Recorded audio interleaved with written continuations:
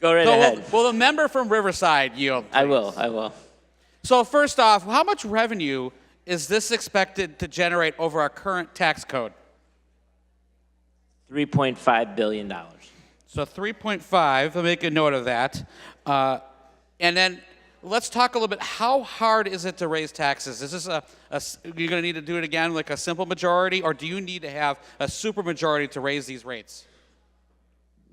In a normal session, up until the end of the May 31st deadline, it requires a simple majority to pass a bill to raise the Illinois income tax rate.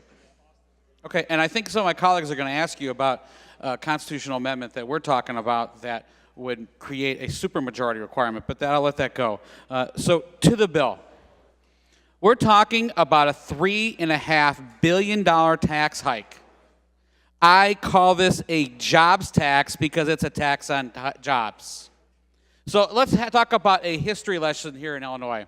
So back in 2011, the dead of the night, Governor Quinn passed the temporary tax and kite with no reforms.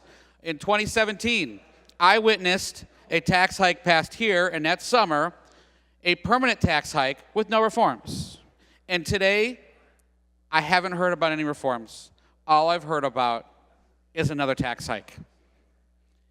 So let's talk about why wouldn't we add a requirement for a larger majority? Why is it just a simple majority? I do remember one of our senators said that he wanted to have a more flexible tax code, a more nimble tax code. That concerns me.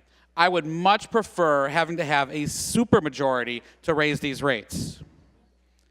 Again, ladies and gentlemen, this is a jobs tax. It's a tax on jobs.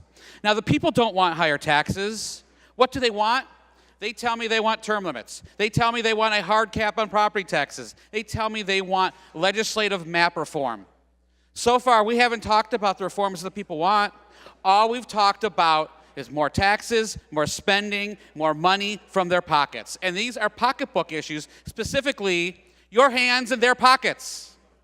Ladies and gentlemen, this is a tax on jobs. Please vote no.